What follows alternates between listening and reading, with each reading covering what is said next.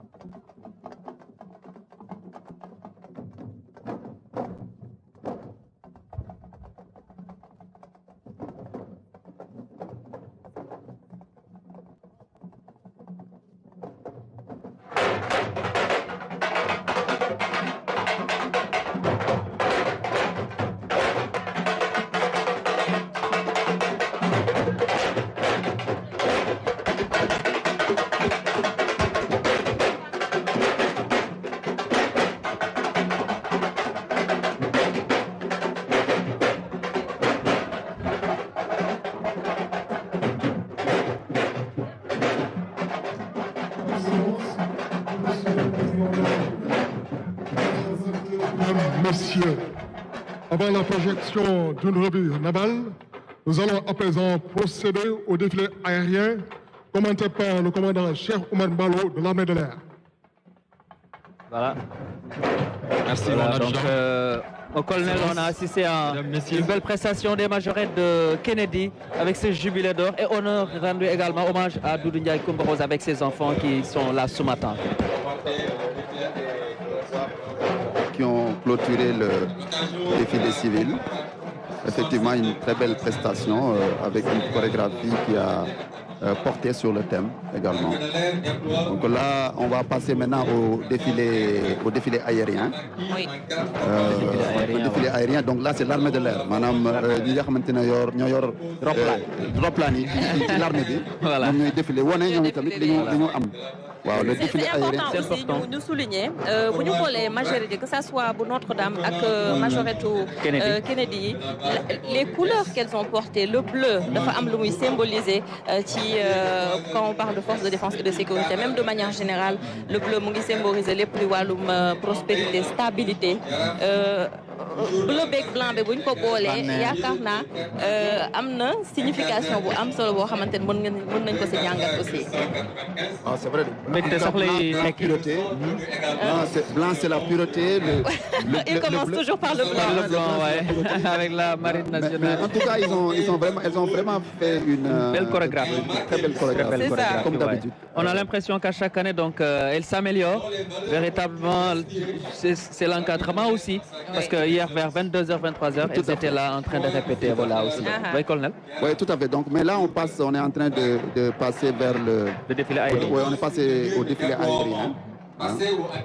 Donc, il y a des formations, madame, roplaan yi militaires yi dañu rangaloo dañu défilé ni ngeen gisee rangu troupe yi ak oto yi yooyu ñuy défilé ñoom tamit dañu défilé noonu. Donc dafa am ñeenti formation yoo xamante ne dañu défilé maanaam ñeenti type avion ñooy défilé. waaw bu ci njëkk mooy formation damel moom dañ ko formation damel mooy ñi nga xamante ne ñoom ay hélicoptère lañu. ok waaw ñaari hélicoptère